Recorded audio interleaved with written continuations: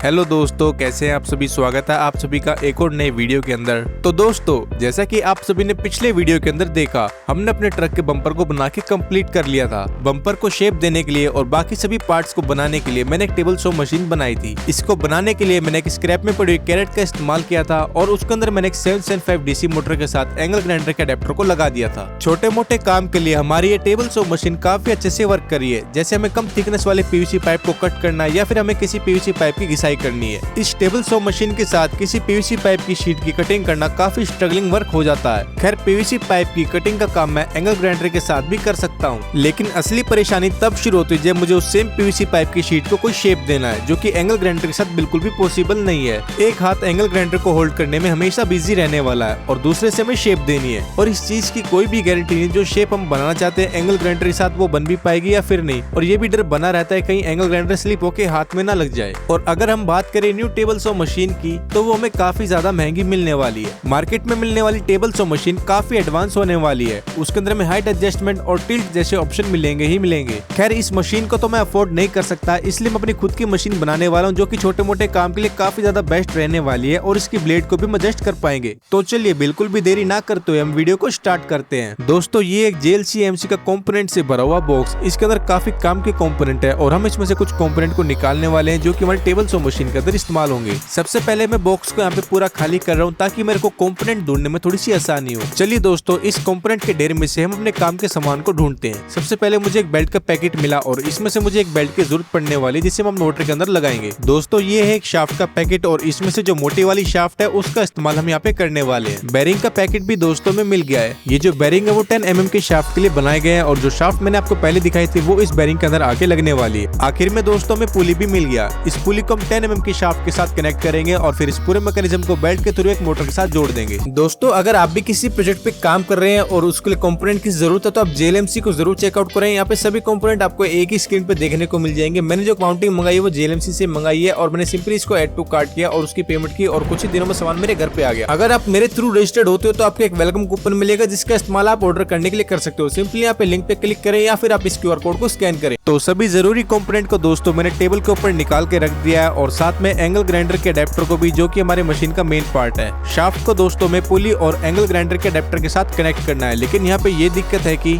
जो angle grinder का adapter है वो 5 mm की शाफ्ट के लिए बनाया गया है जो कि 775 डीसी मोटर की होती है, लेकिन हम इसे 10 mm की शाफ्ट के साथ इस्तेमाल करना चाहते हैं। सेम परेशानी दोस्तों में पुली के साथ भी हो रही है जो कि 8 mm की शाफ्ट के लिए बनाया गया और ये भी 10 mm की शाफ्ट में बिल्कुल भी फिट नहीं आएगा। अब दोस्तों, इन दोनों कंपोनेंट को शाफ्ट में लगाने के लिए हमें शाफ्ट के अंदर जो लेथ मशीन का वर्क करवा के लेके आना पड़ेगा। तो चलिए चलते हैं। इस वक्त दोस्तों मैं लेथ मशीन की शॉप पर हूँ और फिलहाल हमारी जो शाफ्ट है उसके ऊपर काम होने लग रहा है। तो भैया ने कहा है कि ये जो शाफ्ट है वो हार्ड मटेरियल की बनी हुई है तो उसके चांसेस काफी ज्यादा कम है कि ये बन पाएगी, लेकिन हम यहाँ पे ट्राई करके देख सकते हैं, शायद ये आपकी जो शाफ्ट है वो पुली के अंदर फिट आ जाए। इसी के साथ दोस्तों मैं शाफ्ट को तैयार करवा के लेके आ गया हूँ। अब इसके अंदर हमारा अडेप्टर और पुली दोनों चीजें फिट आने वाली है। मैं यहाँ पे एक PVC पाइप ले रहा हूँ जो कि हमारे घरों में लगा होता है ना पानी वाला, उसका इस्तेमाल मैं यहाँ पे करके एक बेरिंग का माउंट बनाने वाला हूँ।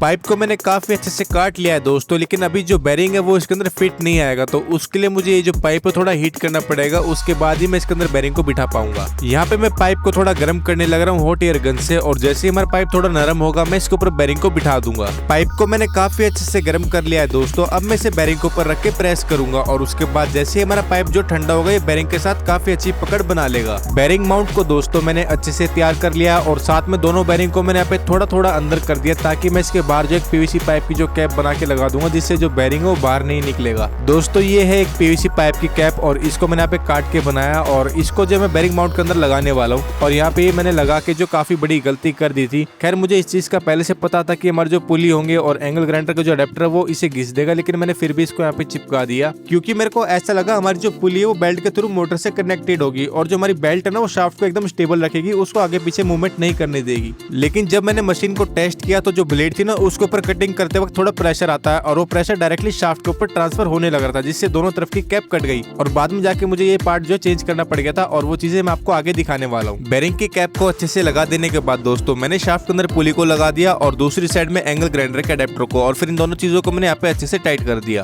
फाइनली हमने अपने टेबल सॉ मशीन के एक पार्ट को तैयार कर लिया है और इसको घुमाने के लिए हम जिस चीज का इस्तेमाल करने वाले हैं दोस्तों वो है एक सिलाई मशीन की मोटर। इस सिलाई मशीन की मोटर को मैं 700 रुपए के अंदर लेके आया था और इसका इस्तेमाल हमने पहले अपनी एक अल्टरनेटर की वीडियो के अंदर भी किया था, जिसका लिंक मैं नीचे दे दूंगा, आप उसे बाद में देख सकते हो। बेल्ट के थ्रू ये मोटर पुली से कुछ इस तरीके से कनेक्ट की जाएगी और अब हमें इसके लिए एक फ्रेम बनाना ताकि हम इस पूरे मैकेनिज्म को उस फ्रेम के अंदर लगा सकें। तो चलिए चलते हैं। मशीन का फ्रेम बनाने के लिए दोस्तों मैं यहाँ पे एक स्क्वायर पाइप का इस्तेमाल कर रहा हूँ। शुरुआत होती है दोस्तों पाइप की मेजरमेंट से और इसको मैं जो अपनी रिक्वायरमेंट के हिसाब से करने लग रहा हूँ। अगर आप भी कभी इस मशीन को बनाते हैं तो उसकी जो डायमेंशन वगैरह है वो आप अपनी मर्जी के हिसाब से रख सकते हो।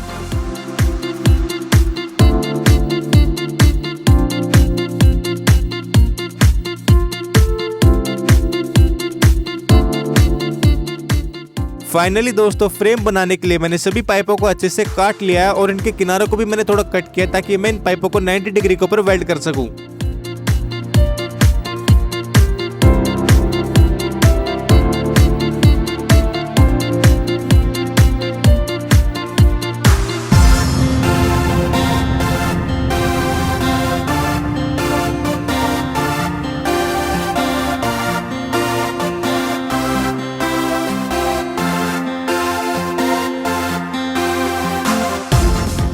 इसी के साथ दोस्तों मशीन का फ्रेम बन के रेडी हो गया और ये काफी अच्छे से वेल्ड हुआ है, बस एक लेग को छोड़ के। उसमें थोड़ी दिक्कत आ गई थी तो मैंने उसको फिर से तोड़ के जो उल्टी साइड से चिपकाया, जिससे मशीन में जो थोड़ा सा मतलब फ्रेम में थोड़ा प्ले आ गया है, तो मैं इसको ठीक कर दूंगा बाद में। लेकिन अभी के लिए हमारा जो फ्रेम है ना काफी ज्यादा मजबूत हो चुका है और अब हम इसके ऊपर जो आगे का काम करेंगे। दोस्तों मैंने 2 पाइप काट के और तैयार करे हैं और ये दोनों पाइप जो फ्रेम के बीच में लगाए जाएंगे। अब इन दोनों पाइप के बीच में एक फ्रेम हम और तैयार करेंगे और उसके ऊपर जो हमारी मोटर और साथ में बेरिंग माउंट लगेगा। और इस फ्रेम का ये भी फायदा होगा कि हमारी जो प्लाईवुड ऊपर लगेगी उसको भी इन दोनों पाइप से थोड़ी एक्स्ट्रा सपोर्ट मिलेगी। ये हैं दोस्तों वो छोटे स्क्वायर पाइप जिनका हम अपनी मोटर के लिए फ्रेम बनाने वाले हैं और इसके ऊपर ही हमारा जो बेरिंग का माउंट है ना वो भी आके लगेगा। साथ ही में आप यहाँ पे देख सकते हैं दोस्तों मैंने इसके अंदर होल भी कर रखा है ताकि हम इसे अपने मेन जो फ्रेम है ना उसके अंदर इजिली बोल्ट के थ्रू लगा सके। सभी कटे हुए पाइप पार्ट्स जो भी है दोस्तों मैं उन सभी चीजों को एक बार आपस में लगा के दिखा देता हूँ ताकि आपको फ्रेम का अंदाजा मिल जाए और फिर मैं इन सभी चीजों को जो आपस में वेल्ड कर दूंगा। दोस्तों ये छोटे पाइप में से काटा हुआ टुकड़ा है और इसके अंदर मैंने एक होल भी कर रखा है। फ्रेम में ये आगे की साइड वेल्ड होगा ताकि हम मोटर की जो बेल्ट होगी उसको टाइट या फिर लूज कर पाए बोल्ट के थ्रू। ऐसे ही एक और टुकड़े को दोस्तों मैं बेरिंग माउंट के नीचे लगाऊंगा और फिर जो एडजस्टेबल बेल्ट आती है ना उनको लगा के मैं इसको टाइट कर दूंगा। दोस्तों ये जो काफी सारे टुकड़े आप देख रहे हो इनको आपस में वेल्ड करने के बाद जो इसके ऊपर मोटर लगाई जाएगी और फिर जो मेन फ्रेम होगा ना उसके बीच में ये आगे पीछे मूव करेगा। फाइनली दोस्तों मैंने फ्रेम को अच्छे से वेल्ड कर दिया और चारों तरफ से मैंने काफी अच्छे से वेल्डिंग कर दिया, लेकिन मैंने एक पीस को यहाँ पे नहीं चिपकाया है। जिस मेटल के टुकड़े के अंदर हमने होल किया था ना फिलहाल के लिए मैंने उसको यहाँ पे वेल्ड नहीं किया है। पहले मैं एक बार फ्रेम में बेरिंग माउंट लगा के और फिर उसको अच्छे से टाइट कर देता हूँ और फिर मैं आपको बताऊंगा मैंने उस मेटल के टुकड़े को क्यों नहीं वेल्ड किया। दोस्तों ये है वो स्लाइडर प्लेट जो कि हमने वेल्ड करके बनाई है और ये मोटर में आके लगेगी। वैसे दिखने में थोड़ी खराब लग रही है क्योंकि आपको पता है मेरी वेल्डिंग कितनी खतरनाक है, लेकिन हमारा जो काम है वो ये चीज निकाल देगी। दोस्तों यहाँ पे आप देख सकते हैं मैंने उस मेटल के टुकड़े को भी वेल्ड कर दिया जिसे मैंने पहले नहीं किया था। और पहले ना करने का कारण यही था कि पहले इसके अंदर जो स्लाइडर की प्लेट लगाई जाएगी और फिर इसको वेल्ड किया जाएगा, क्योंकि उसके बाद वो जो प्लेट है ना वो बाहर नहीं आ पाएगी। और दूसरी चीज ये थी कि दोस्तों मेरे को मेजरमेंट करनी थी जब मैं बोल्ट को लूज करूँ तो मोटर का जो स्लाइडर है ना वो इतना लूज हो जाए ताकि हमारी जो बेल्ट है वो इजिली निकल जाए और टाइट करने पर अच्छे से टाइट भी हो जाए ताकि बेल्ट जो चलते वक्त ना निकले। दोस्तों ये 2 पट्टियां मैंने कट करी हैं जिसके अंदर मैंने यहाँ पे होल भी कर दिया और इसमें हमारा जो मोटर का फ्रेम है ना वो आके लगेगा और जो हमारा मेन फ्रेम है ना उसके अंदर हम इसे वेल्ड कर देंगे।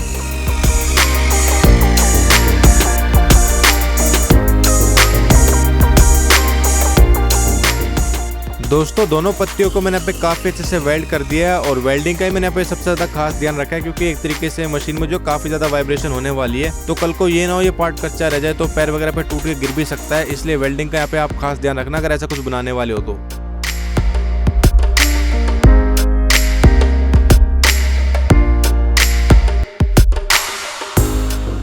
तो दोस्तों मोटर को जो मैंने फ्रेम के अंदर लगा दिया है और ये काफी टाइटली अप डाउन जो है वर्क करने लग रही है। जो प्ले है वो उसके अंदर काफी कम है। अब हमारा जो आखिरी काम है ना वो ये है कि मैं आगे की साइड में भी एक पत्ती और एक बोल्ट वगैरह का जो सिस्टम लगाना ताकि जब हम उसको टाइट करेंगे तो जो फ्रेम है ना मोटर का वो ऊपर आएगा और लूज करने पर नीचे जाएगा।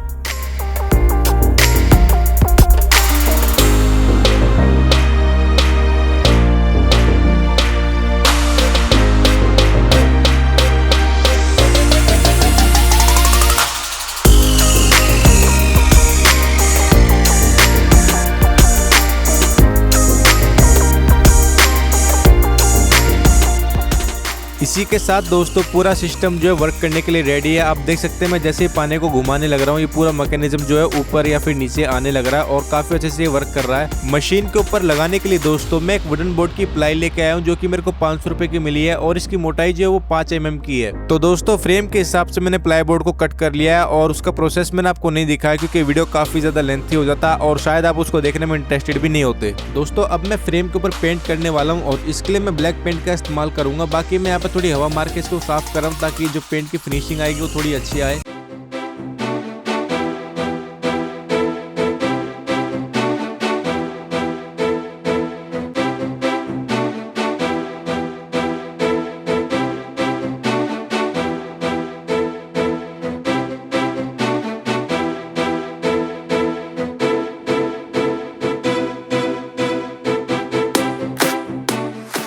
इसी के साथ दोस्तों पेंटिंग का काम जो कंप्लीट हुआ। मैंने हर एक पार्ट को जो काफी अच्छे से कवर अप किया और काफी अच्छा हमारा फ्रेम दिखने में लग रहा है। प्लाईवुड का पेंट भी दोस्तों आप देख सकते हो और इन दोनों कलर का जो कॉम्बिनेशन अब बन रहा है वो काफी जबरदस्त लग रहा है दिखने में। तो चलिए इस प्लाईवुड को जो मशीन के साथ जोड़ देते हैं और फिर हम मशीन की टेस्टिंग करेंगे। फाइनली दोस्तों अब मैं फ्रेम के साथ प्लाईवुड को जोड़ने जा रहा हूँ और इसके लिए मैं जो सेल्फ ड्रिल वाले स्क्रू लेके आया हूँ। प्लाईवुड पे पेंट करने से पहले दोस्तों मैंने एक काम और किया था, इसके अंदर मैंने जो है हल्के हल्के होल कर दिए थे ताकि जो स्क्रूज होंगे वो इसके अंदर जाके बैठ जाए और इसका सरफेस एकदम प्लेन रहे। अब अगर हम टेबल सॉप पे किसी चीज की कटिंग करेंगे तो वो प्लाईवुड के ऊपर जो स्मूथली मूव करेगी और किसी भी स्क्रूज के अंदर अटकेगी नहीं। तो लो जी दोस्तों अपनी मशीन जो बन के तैयार हो गई है और आपको प्लाईवुड में एक होल भी दिखाई दे रहा होगा तो इसके बारे में मैं भी आपको बताता हूँ। अभी दोस्तों ये रही एक चाबी और इसे मैंने एक वाशर के साथ जो है सॉकेट को वेल्ड करके बनाया और ये डायरेक्टली इस होल के अंदर जाती है। इस होल के जस्ट नीचे एक बोल्ट लगा हुआ जो कि मोटर के फ्रेम को होल्ड करके रखता है। जैसे ही मैं इस होल के अंदर चाबी लगाऊंगा वो डायरेक्टली बोल्ट के ऊपर जाके बैठने वाली है और इस चाबी को लेफ्ट या राइट टर्न करने पर कटिंग डिस्क की जो हाइट होगी वो कम ज्यादा होने लगेगी, वो भी प्रॉपर एक्यूरेसी के साथ। दोस्तों ये रहा एक एक्सीलेटर पेडल जो कि इस स्लैब मशीन की मोटर है उसके साथ ही हमें मिलता है और इसके अंदर स्पीड के 2 लेवल दिए गए हैं। हाफ पेडल प्रेस करने पर मोटर लो पे चलेगी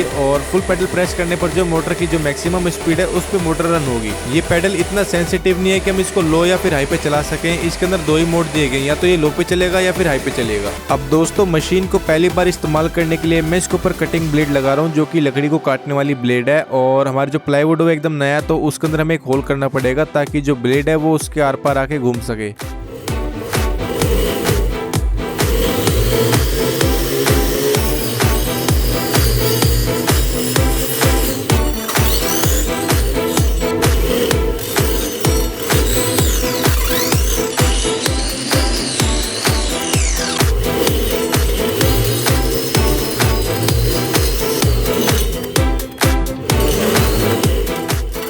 चलिए दोस्तों अब जो है मशीन की टेस्टिंग करते हैं और मेरी आवाज जो है आपको सुनाई नहीं देगी। मोटर की जो साउंड है दोस्तों उसको मैं म्यूट नहीं करूंगा ताकि आपको उसके जो लोड का अंदाजा मिल सके उसके साउंड के थ्रू। अब मैं सिर्फ मेन पॉइंट्स पे ही बोलूंगा जहाँ पे इन्फॉर्मेशन देने की जरूरत होगी, तो वीडियो को मजे से देखिए।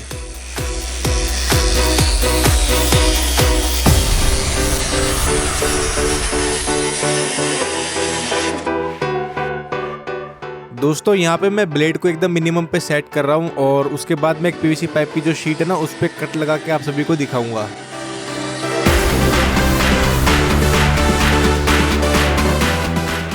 दोस्तों मैंने लकड़ी काटने वाली ब्लेड के ऊपर स्विच किया है और इसकी हाइट को भी मैं इंक्रीज करने लग रहा हूँ। जितनी वुडन बोर्ड रखा है ना उसके बराबर मैं इसकी हाइट को करूंगा।